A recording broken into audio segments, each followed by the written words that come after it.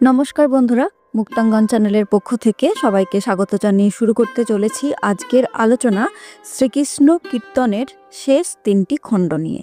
এর আগে আমরা যে খণ্ডগুলো পরপর বর্ণনা করেছি, যারা যারা শ্রীকৃষ্ণ কীর্তনের খণ্ড সম্বন্ধে সংক্ষেপে জানতে চাও তারা কিন্তু অবশ্যই ভিডিওগুলো দেখে নিও।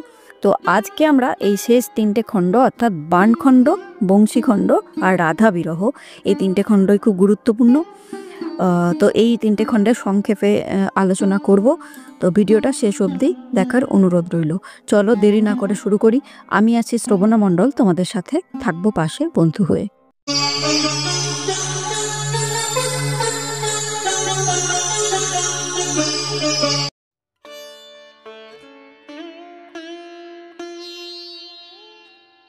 দেখো, প্রথমে আমরা বাণখণ্ডর সংক্ষিপ্ত আলোচনা করব। এর আগে আমরা দেখেছি, বাণখণ্ডের আগে হারখণ্ডে আমরা দেখেছি যে যশোদার কাছে রাধা কৃষ্ণের নামে অভিযোগ করেছিল। তো রাধা যশোদার কাছে কৃষ্ণের এই সমস্ত যে কীর্তি কাহিনী, এগুলো প্রকাশ করে দেওয়ার জন্য কৃষ্ণ কিন্তু অত্যন্ত ক্রুদ্ধ হয়ে উঠেছে এবং এই যে অপমান, এই জ্বালা, এই সমস্ত কিছু ব্যক্ত করে কৃষ্ণ বড়াইয়ের কাছে বলে, মানে তার যে অপমান হয়েছে এই সমস্ত কথা বড়াইয়ের কাছে সে বলে। তখন বড়াই কৃষ্ণের কথায় সায় দিয়ে বলে যে কানাই, তুমি শোনো, তোমাকে আমি আমার কথা বলি, সেটা হচ্ছে রাধাকে তুমি 5 ফুলের বাণ দিয়ে আঘাত করো, অর্থাৎ রাধাকে হানো 5 ফুলের 5 বাণে। তো এই উপদেশে সম্মত হয়ে কৃষ্ণ কি করলো, ফুলের ধনু হাতে করে বৃন্দাবনের পাশে গেল, মানে কৃষ্ণ আর কি গেল। অপরদিকে বড়াই কৌশল করে দধির দুধ বিক্রয়ের ছলে রাধাকে বৃন্দাবনে নিয়ে আসে। রাধাকে এনে বড়াই কৃষ্ণকে গোপনে বলে যে অনেক কষ্টে রাধাকে এনেছি, আর তুমি দেরি করো না, জুড়িয়া মদন 5 বাণে আজই লও রাধার পরাণে, অর্থাৎ মদন 5 বাণে জুড়ে আজকেই তুমি রাধার পরাণ নাও। ঠিক আছে, কিন্তু কৃষ্ণ তবুও কিছু সময় দেয়। রাধা যাতে তার অপরাধ স্বীকার করে ক্ষমা প্রার্থনা করে, সেই জন্য কৃষ্ণ বড়াইকে পুনরায় রাধার কাছে পাঠায়। কিন্তু রাধা কৃষ্ণের পুষ্পবাণের কথায় কিছুমাত্র ভীত না হয়ে বড়াইকে জানিয়ে দেয় যে হাতে ধরি ধনু বাণে কান্ন আশু বিদ্যমানে তব তাকো নাহি মোর ডরে, অর্থাৎ রাধা বলতে চাইছে যে যতই কৃষ্ণ আমাকে ভয় দেখাক, আমি তার এই বাণে, পুষ্পবাণে আমি কিন্তু একটুও ভয় পাচ্ছি না। তো রাধা তো সাহস করে কথা বলেছিল, কিন্তু কৃষ্ণের হাতে সে যখন পুষ্পবাণ দেখে তখন সেই তার রাধার সেই সাহস কিন্তু অন্তর্হিত হয়। অর্থাৎ ভীত কম্পিত হয়ে রাধা আকুল হয়ে বলে যে না জেনে তোমার চরণে আমি অপরাধ করেছি, তোমার যা আশা সেই সমস্ত আশা কিন্তু আমি পূর্ণ করব, আমাকে তুমি বাণ মেরো না। কিন্তু বিপরীত বুদ্ধিমতী দূতি বড়াই বাণ মারার জন্য কৃষ্ণকে পুনঃ উত্তেজিত করতে থাকে যাতে সে রাধাকে বাণ মারে। অবশেষে কৃষ্ণ রাধাকে বাণ নিক্ষেপ করে এবং কৃষ্ণের বাণ নিক্ষেপে রাধা মূর্ছিত হয়ে পড়ে যায়।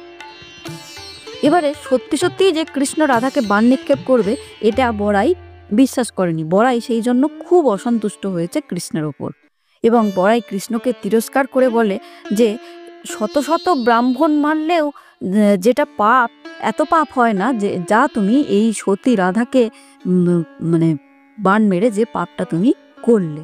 তো রাধাকে এক্ষুনি তুমি বাঁচিয়ে তোলো, নাহলে কিন্তু তোমার আমার কাছ থেকে নিস্তার নেই। এবার রাধার এইরকম মূর্ছিত অবস্থা দেখে তার যে সমস্ত সখীরা ছিল তারা সবাই কাঁদতে লাগে। তো সেই রুদ্ধমানা সখীরা কৃষ্ণকে সবাই মিলে তিরস্কার করতে থাকে। এরপরে কৃষ্ণ গিয়ে রাধার শরীর স্পর্শ করে এবং শরীর স্পর্শ করার পর রাধা কিন্তু ধীরে ধীরে তার যে মূর্ছিত অবস্থা ছিল সেই মূর্ছিত অবস্থা থেকে জেগে ওঠে। তারপর তাল পাখার পাতায় বাতাস করে কৃষ্ণ রাধাকে যমুনার নির্মল জল পান করায় এবং এই বৃন্দাবনে এবং সবার শেষে রাধা কৃষ্ণের পুনরায় মিলন হয়। তো এই হচ্ছে বাণখণ্ড, যেখানে আমরা দেখতে পাচ্ছি রাধাকে কৃষ্ণ বাণ মেরেছিল। ঠিক আছে, এরপর আমরা বংশীখণ্ড সম্বন্ধে জানব। দেখো, এরপর হচ্ছে বংশীখণ্ড। বংশী মানে আমরা জানি বাঁশি। তো একটা বাঁশি কিভাবে একটা মানুষের মনকে পরিবর্তন করে, বাঁশির সুরে মানুষের মন কতটা আকুল হতে পারে, এই জিনিসটাই কিন্তু এই খণ্ডে দেখানো হয়েছে। বাঁশির সুর যে কতটা মধুর, কতটা আকুল করতে পারে একটা নারীর মন, সেটাই কিন্তু দেখানো হয়েছে। এই খণ্ডে আমরা কি দেখতে পাচ্ছি, যে রাধা তার সখীদের সঙ্গে যমুনার ঘাটে স্নান করতে যায় এবং কৃষ্ণ তীরে বসে তাদের দেখে নানা রকম রঙ্গ করে, কখনো করতাল বাজায়, কখনো মৃদঙ্গ বাজায়। তো সখীরা এসব দেখে আহ্লাদিত হয়, কিন্তু রাধার মন কিছুতেই ভুলানো যায় না। একটা নারীকে, একটা মেয়েকে ভোলানো অন্যভাবে সহজ না হলেও মেয়েরা কিন্তু বেশিরভাগ গুণে, কোনো কিছুর গুণে কিন্তু অনেকটা আকৃষ্ট হয়। তো রাধাকে কোনোভাবেই যখন কৃষ্ণ ভোলাতে পারছে না, তখন কৃষ্ণ কি করলো, যে একটা মোহন সুন্দর বাঁশি গড়ল। সোনা এবং হীরের অপূর্ব কারুকার্য খচিত সেই বংশীধ্বনি শুনে রাধার মন কৃষ্ণের জন্য ব্যাকুল হয়ে ওঠে। বড়াইকে রাধা বলে, কে না বাঁশি বায়ে বড়াই, কে সে না কোন জনা দাসী হয়া তার পায়ে নিশিব আপনা। দেখো, এর আগে পর্যন্ত রাধা কিন্তু কৃষ্ণকে পাত্তাও দেয়নি, কিন্তু যখন সে এরকম বংশীর ধ্বনি শুনলো, তখন বলছে, কে এরকম বাঁশি বাজায়, যে এরকম বাঁশি বাজায়, দাসী হয়ে তার পায়ে আমি নিজেকে সমর্পণ করব, তার জন্য আমি দাসী হয়ে নিজেকে সমর্পণ করব। তো কালিন্দী নদীর তীরে কে এই বাঁশি বাজায়? কৃষ্ণের সন্ধানে রাধা কলসি হাতে যমুনার তীরে আবার জল আনতে যায়, কিন্তু আজ কৃষ্ণের দেখা মিলছে না, বাঁশির শব্দও আর শোনা যাচ্ছে না। কৃষ্ণ রাধাকে ব্যাকুল করে কোথায় চলে গেল কে বলতে পারে। বড়াইকে বারবার রাধা অনুরোধ করতে থাকে এবং বলে যে, তুমি নন্দের নন্দন অর্থাৎ কৃষ্ণকে আমার কাছে এনে দাও, আমার আশা তুমি পূর্ণ করো। তখন বড়াই নাতনিকে কাছে ডেকে বলে, উচ্চ গোপকুলে জন্মিয়ে তুমি পরপুরুষের সঙ্গ কামনা করতেছ কেন? আগে যা হওয়ার তা হয়ে গেছে, সেটা কৃষ্ণ জোর করে হোক, যেমন করে হোক, তোমার সাথে যা হয়েছে হয়ে গেছে। তো আবার নতুন করে তোমার এই সমস্ত ব্যাপারে মগ্ন হওয়ার কি দরকার? তুমি কেন আবার এই সমস্ত ব্যাপারের মধ্যে জড়াচ্ছ? তো বড়াই এর সাথে সাথে আরও বলে যে, সে এখন বুড়ো হয়েছে আগের থেকে, এখন এই বয়সে সে বৃন্দাবনে কোথায় গিয়ে কৃষ্ণের খোঁজ করবে? কিন্তু রাধা করুণভাবে জেদ করতে থাকে এবং শেষে বড়াই সম্মত হয় এবং তারপরে মাঝ বৃন্দাবন থেকে কৃষ্ণের বংশীধ্বনি আবার শোনা যায়। তো এই বাঁশির স্বরে পুলকিত হয়ে রাধা বড়াইকে আবার ধরে বারবার করে। বড়াই বলে, দেখো রাধা, বুড়ো মানুষের প্রতি তোমার কি এতটুকুও দয়া নেই? কৃষ্ণের সন্ধানে আমি এই বয়সে আর কত ঘুরতে পারি বলো? কিন্তু রাধার ব্যাকুলতা তো প্রশমিত হবার নয়। কৃষ্ণের সেই মোহন বাঁশির সুর তাকে বিরহ জ্বালায় দগ্ধ করছে। ঘরের কাজে তার আর মন বসে না। অর্থাৎ আমরা দেখতে পাচ্ছি এই যে বংশী খণ্ড থেকেই রাধা কিন্তু কৃষ্ণের প্রতি একটু একটু করে সমর্পণ করছে নিজেকে। সে আর বাঁশির সুরে নিজেকে আর আবদ্ধ রাখতে পারত না। হ্যাঁ, তো তখন সে রাধা ব্যাকুল হয়ে যে বড়াইকে বলে যে, চলো আমরা নিজেরাই যাই বৃন্দাবনে কৃষ্ণের খোঁজ করতে, যেখানে কৃষ্ণ বসে বাঁশি বাজাচ্ছে সেখানে আমরা যাই। তখন দুইজনে মিলে কৃষ্ণের সন্ধানে বৃন্দাবনে যায়, কিন্তু সকাল থেকে সন্ধ্যা পর্যন্ত নানাভাবে খোঁজ করেও কৃষ্ণের দর্শন আর তারা পায় না। তো কাল সকালে আবার সন্ধান করব, এইরূপ স্থির করে তারা বাড়ি ফিরে আসে। তারপরে রাত্রি যখন গভীর হয়, তখন আইহন ঘোষ অর্থাৎ রাধার স্বামী যখন ঘুমিয়ে পড়ে, তখন দূর থেকে আবার কৃষ্ণের বংশীধ্বনি রাধার কানে এসে বাজল এবং রাত্রি দ্বিতীয় প্রহরে আইহনকে গভীর নিদ্রায় মগ্ন দেখে কৃষ্ণ মিলন পিয়াসী রাধা পথে বাহির হলো। তখন সে পথে বাহির হওয়ার পর সারা রাত্রি নানা উদ্বেগের মধ্যে কাটিয়ে সকালবেলা কৃষ্ণের বিরহ শোকে কিন্তু রাধা মূর্ছিত হয়ে পড়ে। তখন আবার বড়াই এসে রাধাকে জল টল দিয়ে আবার তার চেতনা ফেরালো। চেতনা ফিরে আসলে বড়াই রাধার কাছে একটা যুক্তি করে। রাধাকে বলে, তুমি কৃষ্ণের বাঁশিটা হরণ করে নাও। যে কৃষ্ণ তোমাকে বাঁশি বাজিয়ে এতটা তোমাকে উত্তেজিত করে তুলছে, এতটা তুমি আকুল হয়ে পড়ছো যে বাঁশির শব্দ শুনে, তাহলে এর একমাত্র উপায় হচ্ছে বাঁশিটা চুরি করে নেওয়া। তাই তাকে বাঁশিটা চুরি করতে উপদেশ দিল। কৃষ্ণ যমুনার তীরে কদম্ব গাছে বসে বাঁশি বাজাচ্ছিল। মানে পরের ঘটনা বলছে, মানে পরের ঘটনা এখানে আলোচনা হচ্ছে যে কৃষ্ণ এরপর ওই কদম গাছের তলায় বসে বাঁশি বাজাচ্ছে, কদম গাছের ডালে। তো বড়াই কি করেছে সেই সময়, নিন্দাউলি মন্ত্র, এটা মনে রাখবে, নিন্দাউলি মন্ত্র, এই মন্ত্রের সাহায্যে কৃষ্ণকে ঘুম পাড়িয়ে দেয়। এবং কৃষ্ণ ঘুমিয়ে পড়লে সেই সুযোগ নিয়ে রাধা কি করে, কৃষ্ণের বাঁশিটি চুরি করে নেয়। এরপর যখন কৃষ্ণ ঘুম থেকে উঠে দেখে তার বাঁশি নেই, তখন কৃষ্ণ ব্যাকুলভাবে বিলাপ করতে থাকে। বড়াই বলে, তুমি এত ব্যাকুল হচ্ছ কেন? বাঁশি নিশ্চয় তুমি ফিরে পাবে। তুমি গোপীদের অপমান করেছো, আমার মনে হয় তারাই তোমার বাঁশি নিয়েছে। তো কৃষ্ণ তখন করজোড়ে অর্থাৎ হাত জোর করে বাঁশির জন্য গোপ যুবতীদের কাছে প্রার্থনা করে। যখন প্রার্থনা করছে তখন রাধা মুখ ফিরিয়ে মুচকি মুচকি হাসতে থাকে। এবার তখন কৃষ্ণ বুঝে যায় যে তাহলে নিশ্চয়ই রাধাই বাঁশিটা নিয়েছে, এবং তখন উভয়ের মধ্যে তুমুল বাকবিতণ্ডা শুরু হয়ে যায়। রাধা কিছুতেই তার অপরাধ স্বীকার করে না। রাধা বলে, আমাকে কেন ধরছো? দেখো তোমার ওই বাঁশি নিশ্চয়ই বড়াই নিয়েছে। হ্যাঁ, তখন কৃষ্ণ বুঝে যায় যে রাধা ছাড়া আর কেউই এই বাঁশি চুরি করতে পারে না। বাঁশি চুরির কথা বারবার অস্বীকার করায় কৃষ্ণ নিরুপায় হয়ে বড়াইয়ের কাছে সাহায্য প্রার্থনা করে, এবং বড়াইয়ের কথা মতো রাধার কাছে কৃষ্ণ করজোড়ে মিনতি করলে রাধা তখন বাঁশিটা ফিরিয়ে দেয়। কৃষ্ণ প্রতিশ্রুতি দিয়া বলে যে আর কোনো দিনও আমি রাধার বচন মানে লঙ্ঘন করব না। তো বাঁশি ফিরে পেয়ে কৃষ্ণের মন খুশিতে ভরে ওঠে, এবং রাধার সমস্ত অপরাধ, মানে সকল যা কিছু অপরাধ ছিল রাধার, সমস্ত কিছু কৃষ্ণ মাফ করে দেয়, এবং তার ফলে রাধা খুশি খুশি মনে নিজের ঘরে বড়াইয়ের সঙ্গে ফিরে আসে। তো এই হচ্ছে বংশীখণ্ডের ঘটনা, যেখানে আমরা দেখতে পাচ্ছি একটা বাঁশির মাধ্যমে রাধা এবং কৃষ্ণ, বিশেষ করে রাধা কৃষ্ণের প্রতি আকৃষ্ট হয়। ঠিক আছে, এরপর শ্রীকৃষ্ণ কীর্তনের যেটা প্রধান খণ্ড, শ্রেষ্ঠ খণ্ড বলে ধরা হয়, সেটা হচ্ছে রাধা বিরহ। সেই রাধা বিরহে কি আছে আমরা দেখে নেব। এইবার আমরা রাধা বিরহর কি আছে রাধা বিরহ খণ্ডটাতে, সেটা নিয়ে আমরা আলোচনা করব। বুঝতেই পারছো এখানে রাধা বিরহ মানে পুরো খণ্ডটাতেই রাধার বিরহকে তুলে ধরা হয়েছে, অর্থাৎ রাধার যে কৃষ্ণের প্রতি প্রেম এবং কৃষ্ণকে না দেখার মানে আকুলতা, কৃষ্ণের প্রতি যে বিরহ, কৃষ্ণ বিচ্ছেদের বিরহ, সেই রাধা বিরহটা এখানে তুলে ধরা হয়েছে।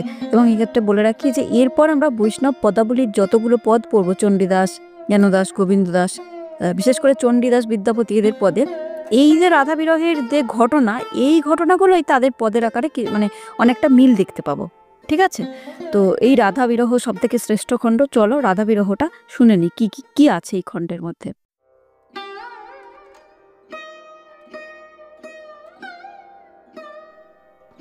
কয়েক মাস এইভাবে কেটে গেল। এর মধ্যে কৃষ্ণ আর কিন্তু রাধাকে দেখা দিচ্ছে না। চৈত্র মাস এসে পড়েছে, চারিদিকে বসন্তের সমারোহ। এই অবস্থায় বিরহী রাধার পক্ষে জীবন ধারণ করা কঠিন হয়ে পড়েছে। সে দ্যুতি বড়াইয়ের নিকট বিলাপ করতে থাকে। সে বলে, রাধা বলছেন, এ ধন যৌবন বড়াই সবই আশার, ছিঁড়িয়া পেলাইব গজ মুকুতার হার। বলছে এ আমার এই ধন যৌবন সবই তো আশা, অর্থাৎ সবই বিফলে যাচ্ছে। তো আমি আমার গজ মুকুতার হার এগুলো সব ছিঁড়ে ফেলে দেব। ঠিক আছে, কিন্তু বৃদ্ধা বড়াই কৃষ্ণের সন্ধান কোথায় পাবে? নটরূপী কৃষ্ণ যে বহুমূর্তি ধারণ করে থাকেন, কোন চিহ্ন দেখে তার উদ্দেশ্য মিলবে? রাধা তখন বিভিন্ন স্থানের উল্লেখ করে সেখানে কৃষ্ণের সন্ধান করতে বলে। বড়াই বোঝে এত পরিশ্রম বুড়ো বয়সে আর পোষাবে না। এখন একমাত্র উপায়, রাধা যদি চণ্ডীকে মানত করে তাহলে কৃষ্ণের দর্শন পেতে পারে। তারপর নিজেদের মধ্যে পরামর্শ করে রাধা ও বড়াই কৃষ্ণ সন্ধানে বৃন্দাবনের পথে যাত্রা করে। কৃষ্ণ অদর্শনে রাধার বিরহ বিলাপ কিছুতেই থামে না দেখে বড়াই সান্ত্বনা দিয়ে বলে, তুমি আমার প্রিয় নাতনি, অত কাতর হইও না, চলো কদমতলায়, নিশ্চয়ই কৃষ্ণের দেখা মিলবে। তো রাধা মোহিনীবেশ ধারণ করে কিশলয় শয্যা রচনা করে কৃষ্ণের জন্য অপেক্ষা করতে থাকলো।